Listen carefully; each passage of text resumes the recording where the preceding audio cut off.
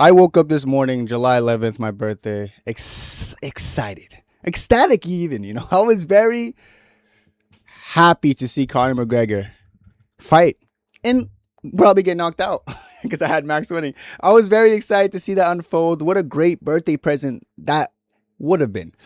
McGregor is, one, I want to say, an idiot. And Max pissed me off too. And people in my live were saying I was doing too much. And I'm going to explain what just annoyed me about this fight entirely. First of all, I think Conor, okay, he clearly hurt himself doing that stupid jumping kick, which, by the way, had no chance of landing. It was just so off target, almost like he was just throwing it to get the jitters out, because he looked so nervous, guys, throughout those whole announcements, the whole walkout even. He looked pretty nervous to me. I'm not going to lie. When Bruce Buffer's announcing him, he's doing a lot of breathing, just looking around. He didn't seem comfortable, which makes sense after being away for 5 years. And let me just say, this is the worst way to come in after a 5-year layoff. He looked abysmal in this fight, guys, from what we've seen. But the reason he looked abysmal is because he throws a jumping kick and it looks like it was an ACL or meniscus. Something happened. It could have been a tear, could have been a sprain. It looked more like a tear. The stability in his knee was gone. But then they start showing replays about Conor while he was walking and before he got Vaseline and all that put on him before entering the octagon. And this guy's over here jumping on his knee. Here's my theory and why I'm annoyed with the whole situation. Conor clearly, in my opinion, got injured prior to the fight. Now, people are going to say Conor was done for doing that kick, but let me tell you, from an athletic standpoint, because even in college, I do this too. It's not even as stupid as you think, though, but if you have an injury, right, you're just going to, before you actually go in to compete, you want to, make sure you kind of get over it. Let me just slam my knee, jump up, let me just put something on this to make sure it's not going to break. It's all in my head. You got to shake those mental cobwebs. Did he do it in a stupid way by throwing a fucking jumping knee? Sure. But there was clearly something he was battling and he was trying to just get it out of his head. And it wasn't even a titanium shin thing. At first I thought he was a re-injury of his titanium shin that he got fixed or whatever it is. But no, it's a whole different injury that he's clearly battling and you can't pull out. It's one of those things that Conor probably was fiending for this return. He wanted to fight in the White House, got pushed back. He'd been waiting. It's been 5 years. He got injured, probably didn't want to pull out, which a lot of people do with ACL injuries. Israel Adesanya did it against Alex Pereira and UFC 287. He had an ACL, MCL sprain. He still fought because he couldn't walk for a week and then he had to take 2-3 weeks off chilling, but he still fought. Was that smart? No, but he got a knockout win. Conor probably tried to do the same thing. A lot of fighters do this, specifically with the joint injuries, because you can't really do much with it, because if you do need surgery, you need to wait till after the fight. And if you don't, it's just a lot of kind of stopping you from training. Conor's been making a whole spiel about, I hit everything in this training camp. And could the injury have been a big reason? I think so. He was saying how he's been so secretive in this training camp and stuff, and he's going to show you some different things you've never seen before, this, that, and the third. He's ready. I really feel like a lot of that talking was just trying to hype himself up mentally. I feel like he did go through an injury during that training camp that he couldn't disclose and didn't want people to see. And I think even backstage, I saw him throwing kicks and he would throw the kicks strong, but the stability in his base after every kick looked a little bit awkward. There's something wrong with his knee, prior to the fight. That is really what I believe. And he still goes in there and he still throws a stupid kick and he ends up hurting his knee, the same process. Now, I'm going to go over to Max Holloway. Now, Max Holloway, you wanted me a lot. I want a lot of money on this card. But I was annoyed. I was unfulfilled because money's not everything. I care about fighting. I care about combat.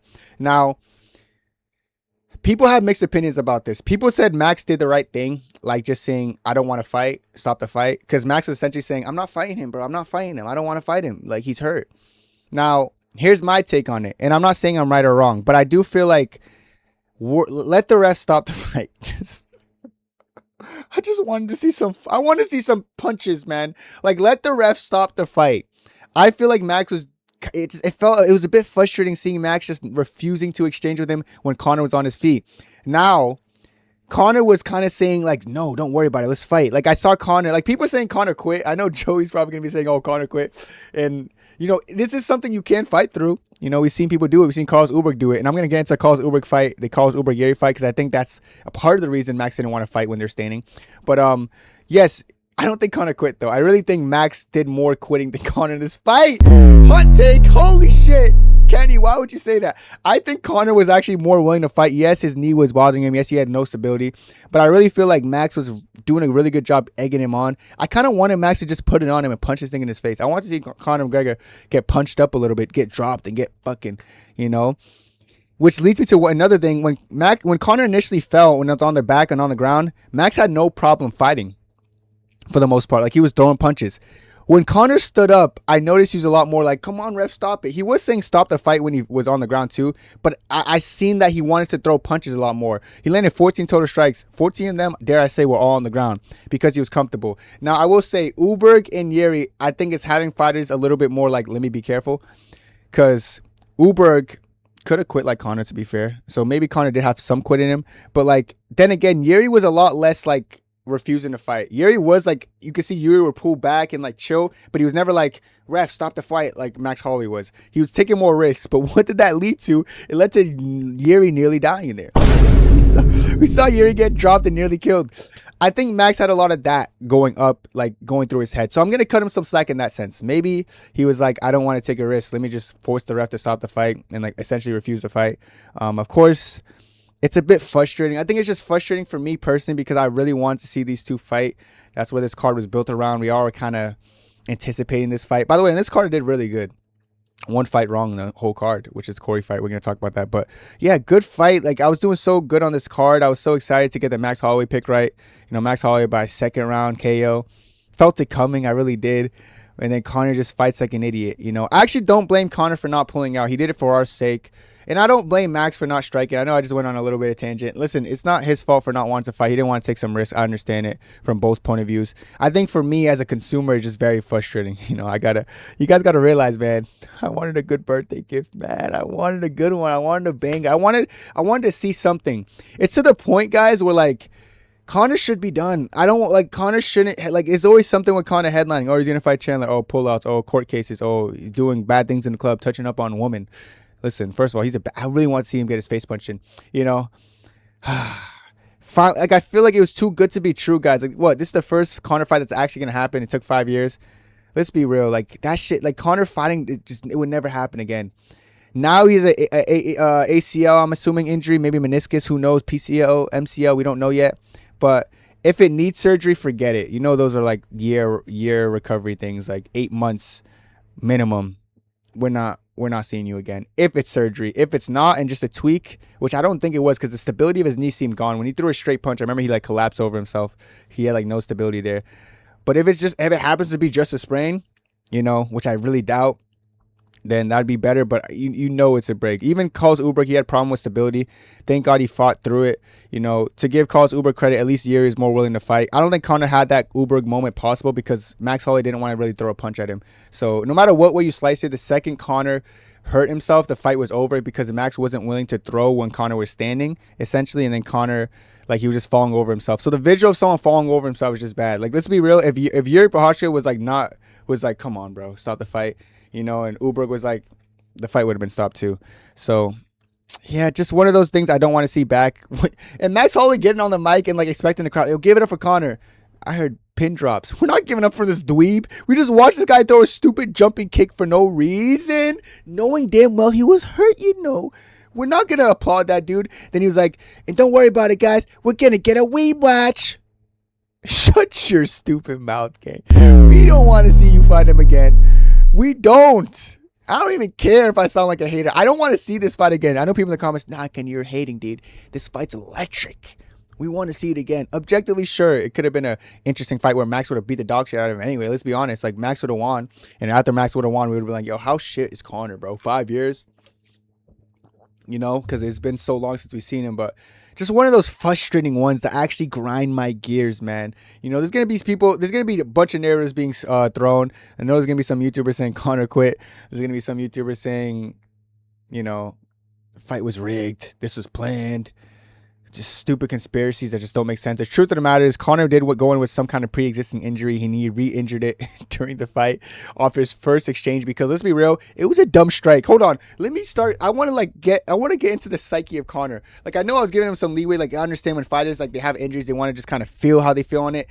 do it in a different way. If you want to test how strong that MCL, that knee is, throw a fucking body kick. Throw a low kick. Check a kick. Wait for him to throw and try to check it. Test it out that way. Opening up with that stupid bicycle ass kick, nigga, at least do your spinning back kick. That's like less risk. Why are you doing something where you're leaving the ground like that? You deserve that to happen, matter of fact. Now I'm playing this in my head and realizing what you just did. I know, like, you can't tell the future, but what a stupid strike to open up with. And keep in mind, off target. Yo, chat, if you see someone running at you, then lead with that. What are you going to do? You're going to jump backwards like Max did. I'm confused if you thought Max was going to just, like, see him, run full speed at you, too. You think I'm Ben Askren going to shoot a takedown? That Jorge Masvidal shit worked. Why? Because Ben Askren was going to shoot to the legs. What, you thought Max was going to run into you, too? Bro, be smart, bro. Especially Max, known for his movement in the first round. Conor just needed to get the jitters out and test the injury, so he did it in the stupidest way possible by leaving the ground for a strike. Leaving the ground for a strike. Like, just keep in mind how he did that. Everything about this fight pissed me off. Conor's shot selection. Conor's fucking haircut. Fuck! Stupid ass haircut, man. I hated the haircut, dude. I saw the mohawk and I was thinking to myself, like, you're going to get memed when you get finished. And you got memed. Holding your fucking knee like that, but just dumb haircut, dumb shot selection. Max Holloway just not wanting to fight him. Oh, Chincha, what a birthday, man. Clap it up for me, man. Clap it up for me, dude. Fucking hey, mate. Hey, Chincha. I can't be asked. I'm done talking about this. Honestly, I'll leave it at this. Listen, McGregor, I think it's time to pack it up. Holloway, Holloway looks. I really wanted to see Holloway fight so bad. He looked good for 170. I was gonna say when he first went up to 155, I remember him looking fat, because that's how you know he went up horrible. That's the only reason Dustin beat him that time, because he just gained the weight horribly. He looked strong. He didn't look fat. He looked like his face didn't look chubby. You can see in the picture right there. He looks in shape. He had a better physique than Conor, in my opinion. He gained the weight pretty well. Pretty solid 170. I really want to see more of him. I wonder what Max wants to do. I'm sure he's going to go back down to 155 because it's a bit bigger of a weight class. But I really want to see how Max progressed through the rounds. But we're never going to see that. One of those things, like, you just don't. It's unlucky, Unlucky, go next. I don't know what Connor's going to do. I think it should be retirement. He's going to be too tough of a pill to swallow. But it just seems like his body's not. He's one injury after another, eh? His body's falling apart. First, it was the shin. You got a titanium shin. Now it's the ACL. What are you going to get? Titanium ACL? We're having things, him pulling out of fights. It's just so much with his injury, his injuries now. And he's an explosive fighter. He uses a lot of his legs for movement, leaning back, coming back. He's very karate stance-esque.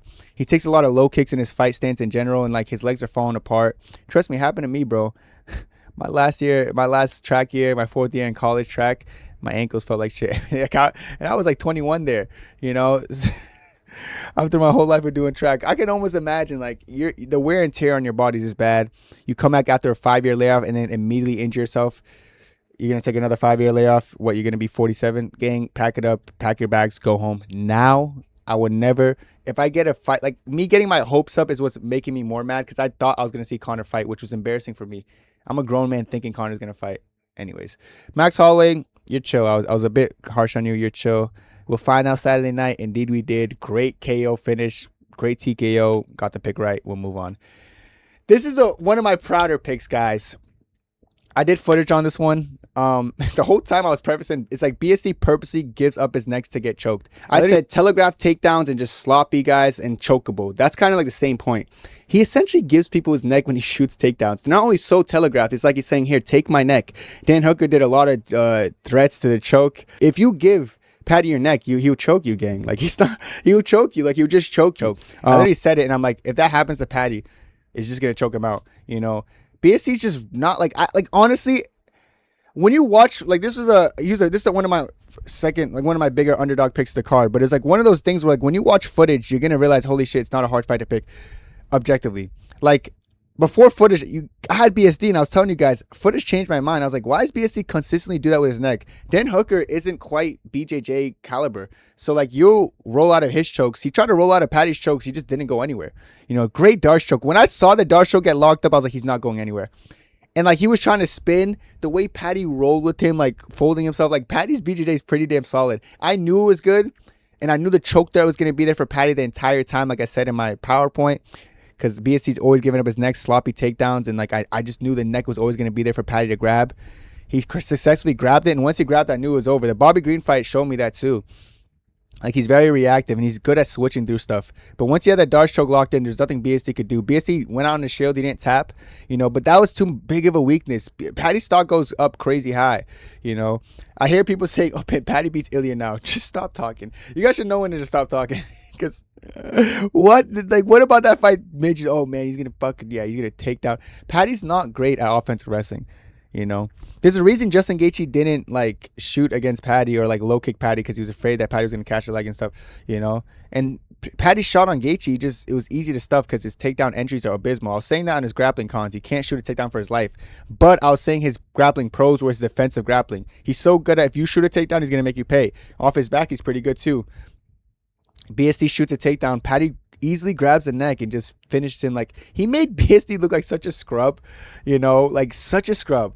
Honestly, more of a scrub than I thought he's I figured Paddy was gonna get the neck, but I didn't know it was gonna be that easy, that quickly, under a minute. 52 seconds, he got it done. Was this faster than the Conor fight? Was it? Let me see. Probably was faster than the Conor. Yeah, that fight was 1 minute 9 seconds. This fight ended in 52 seconds. Just easy fight for Paddy Pimblett. Didn't see much of striking. BST didn't even open up with a body kick like he usually does. I don't know if he did. He opened up with one strike into a takedown attempt. What a dweeb. He really thought he was going to go in there. I'll be real. BST took him down. He probably could have controlled him out when Paddy was on his back, because Paddy likes to play jiu-jitsu. But once I saw him give up his neck like he always does, oh, it's over. It's over. Well done, Paddy. Stock goes up. Someone in my chat was telling me, do you think they're going to skip Armin again if Paddy wins? I was like, nah. But the way Paddy won, honestly, man, I don't know, gang. I don't know, man. I don't know what's going to happen next. Maybe, I don't know, maybe go Ilya. Because I know Gaethje said no more rematches for... No, Gaethje said no more rematches for Ilya because Ilya hasn't defended his belt, which is not bad. Listen, Ilya versus Paddy, Armin versus Justin. I think that makes sense. I don't see why I wouldn't, But I'm sure Paddy's not going to want to fight Ilya. I know people think, oh, he's going to beat Ilya. Paddy won't fight Ilya. Paddy knows he won't fight Ilya, So let Armin fight Gaethje for the bet. Let Paddy fight Ilya. And then we could end the Paddy hype train. I was on the Paddy hype train for this one because after watching footage, I did figure he was going to find a way to finish BST. So shout out Paddy. Even I thought Paddy could finish him on the feet. I thought Paddy could win by anything. Points, submission, or KO. Because eventually I feel like he would have caught a knee up the middle on BST. He would have put it on him or catch his neck. Just so much paths of victories, But it would have been a close fight if BST got to have a little bit more time striking, but he just was an idiot. Shot the takedown. Paddy made it look easy. Shout out Paddy Pimblett, one of my underdog picks. Only fight I got wrong on the card.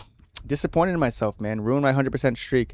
I thought Cory won. Not gonna lie. I thought he won round 1, round 2, and lost round 3. Now here's the weird thing about this. My chat was saying 1-1. Some people were saying 1-0 Mario after the first round. Here's the thing in the first round. I don't know if I'm tripping. Early in the round, I know I remember Cory rocking him. He wobbled him with something. He took the shot bad. Batista did. Then after that, there was good teeps up the middle. They're kind of trading a lot, but let me see the round 1 strikes. Okay, I'm going to show you guys the strikes. It's actually closer than I thought. Round 1 strikes, 43 Cory, 42 Batista. That's closer. Yes, of course, Cory outstruck him, but I remember it feeling like Cory just had the more significant strikes. I feel like it caused more of a reaction. I will say towards the end, he takes him down, right? I didn't think the takedown was going to steal. He takes him down it was a scramble. Then he has a little submission attempt. But in my head, I was like, okay, takedown, yeah, cute. But I don't think that won you the round. I thought he lost. Round 2 happens, all Cory in my opinion. I think everyone thought that too. Then round 3 happens, it was all Batista. I thought Cory won. I thought I went 100% on this card. Unfortunately, they gave it to Batista. It's not a robbery though, because sometimes takedowns steal rounds. And since the striking stats were really close, 43 to 41.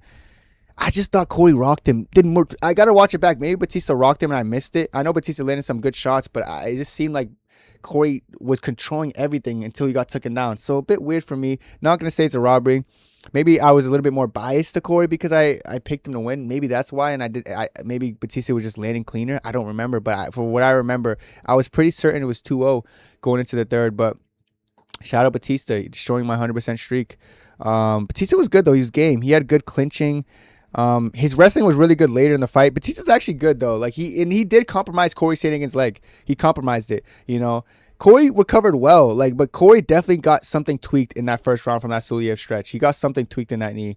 You could see at the start of the second round, but despite that, he still won the second round. It just seemed like Batista, once he rocked him, that rock won him the fight, man. He rocked him the tide turn because he went from rocking him to straight wrestling, and Cory never fully recovered, and it was a good fight, man. One of those fights that, I do feel like the better man didn't win, unfortunately, but Batista's still game. He's still one of the best. Listen, he only lost to Umar in like the last, 3-4 years. I feel like that's how it feels like, at least to me. He's been running through everyone else. So Batista's a dog. Cory's still a dog. I think Cory's good.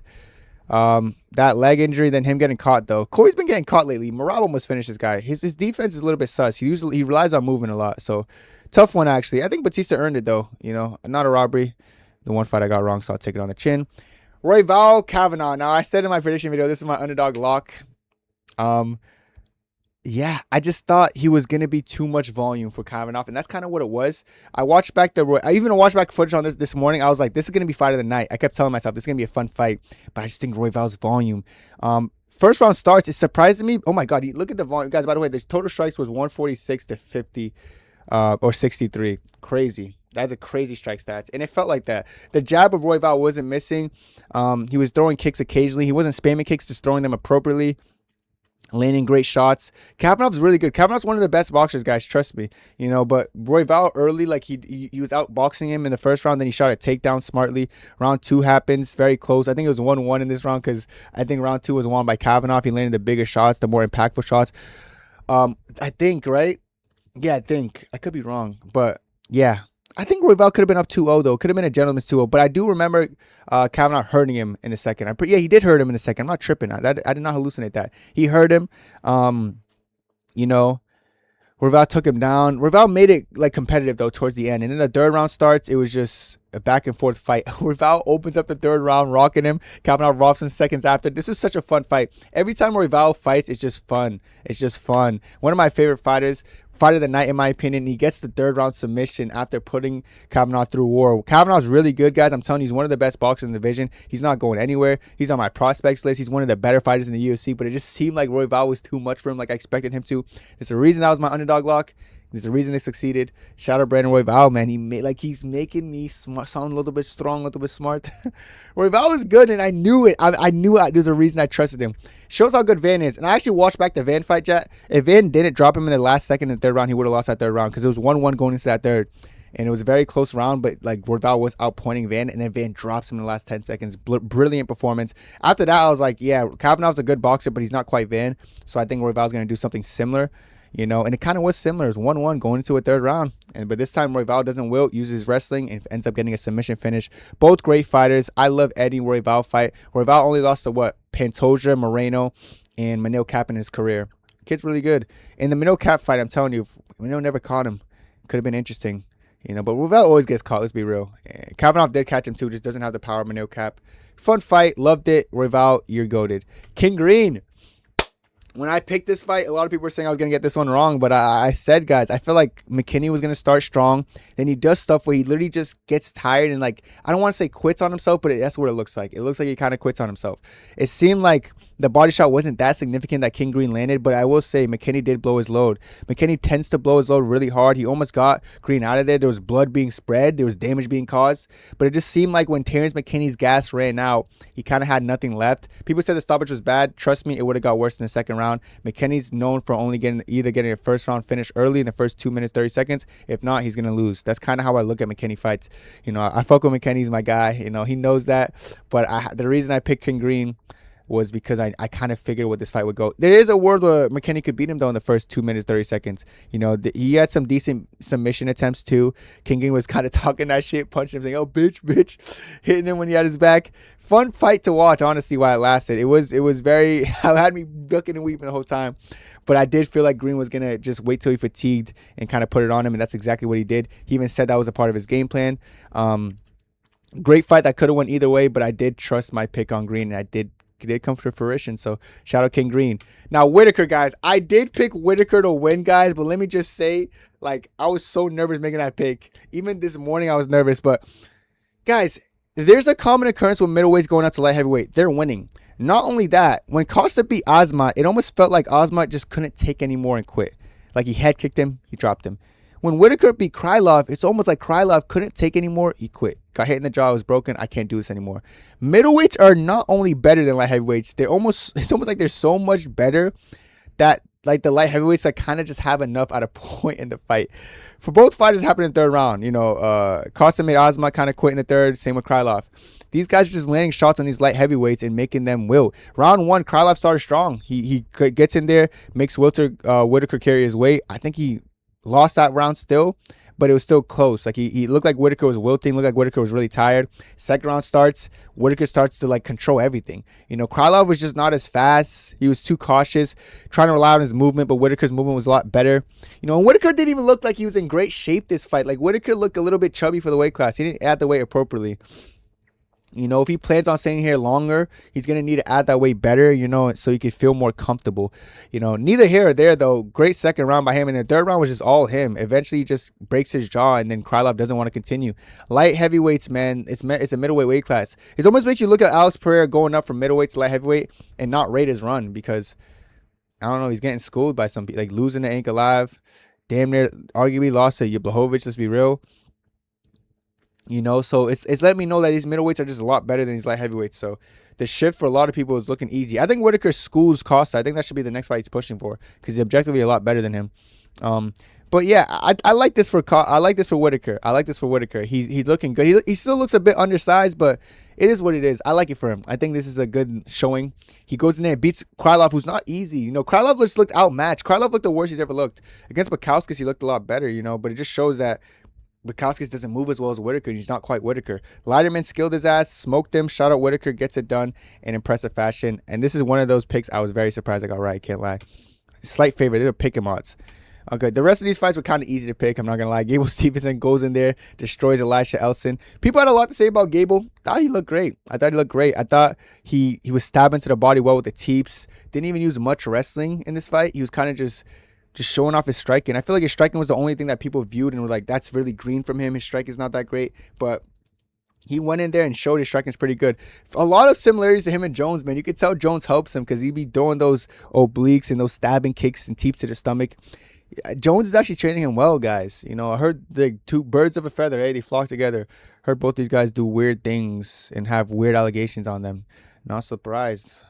But he can fight. Whether you like him or not, you can't deny he could fight, and he fought really well this fight. People are being a little bit too harsh on him. I think they're being too critical, saying a lot of like, oh, he's not that good. He's a top 5 heavyweight, guys. Like, it's not hard to be a top 5 heavyweight, especially in a division full of blums. He looks really athletic. He's a gold medalist wrestler.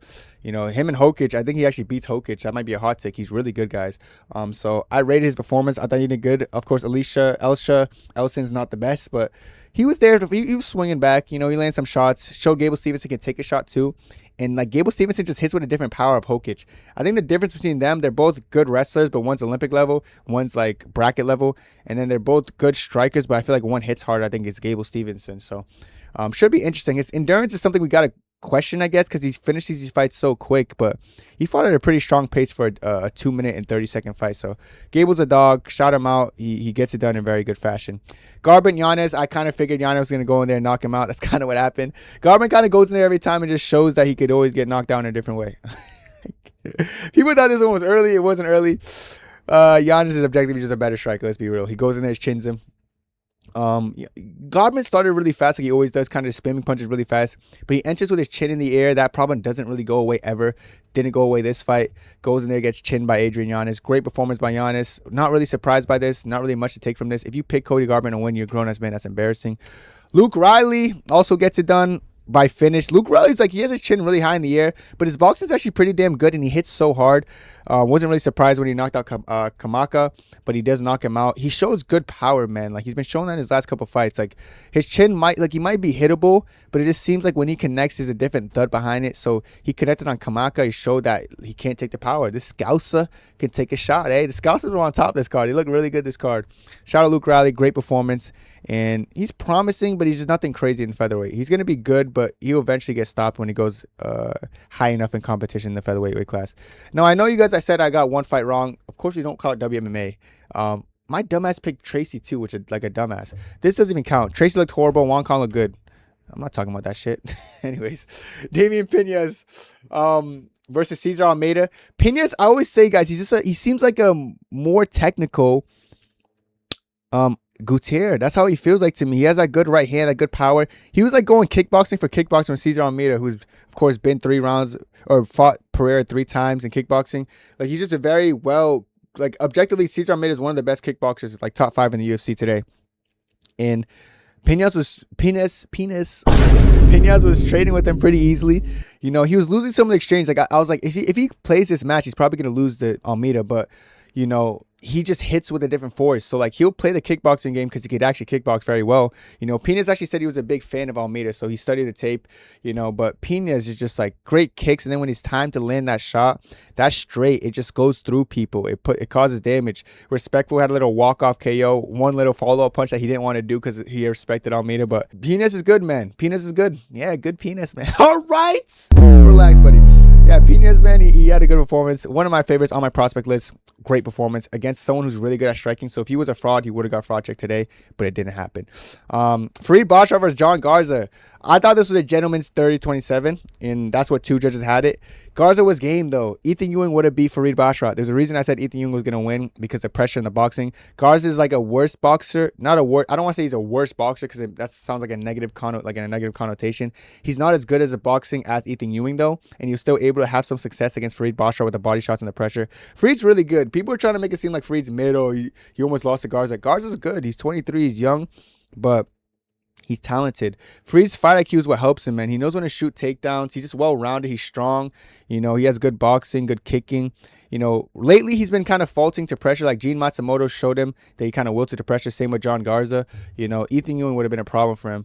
He needs to figure out how to deal with pressure correctly, but I still think he's one of the best, one of the few people with double-digit wins and undefeated. You know, I think he's 16-0 after this fight. Give him a really hard comp, guys. You guys got to give him a good fight. He has to renew his contract with the UFC. They didn't re-sign his brother. Hopefully they don't do him the same way because he's actually a promising prospect in the bantamweight weight class. Give him someone good, guys. I think an Ethan Ewing fight would be fun. Maybe rescheduling that, but I want to see him against somebody good, bro, just to get tested. Even if he loses, bro, give him Cory or something, like Song Yadong. You know, give him something fun. I think Farid Basharat would do a good job. But great performance by Farid, gets it done. Ryan Gandra, I had him knocking out Zachary Reese. That's exactly what he did. This is one of those fights I was kind of scared about, but I just feel like Zachary Reese just always has his chin up there. He has tall man defense, and Gandra hits hard. Kind of what happened here. Easy first round knockout. Did it in the first minute and a half, minute and 15 seconds. So shout out Ryan Gandra getting it done. Then Alessandro Costa, didn't even watch his fight, but wasn't surprised when I turned it on. I saw Costa finish him very quickly with a submission when I turned it on. But yeah, what a card UFC 329 is. What a card. A bit disappointing. I did great on picks, though. You know, I proved once again I'm one of the best predictors in the world. And that's it, is what it is. But let me know your thoughts down below about this card. Let me know about the moments. That's it for me. Happy birthday to me, I guess. And God bless. 2, 3, 4.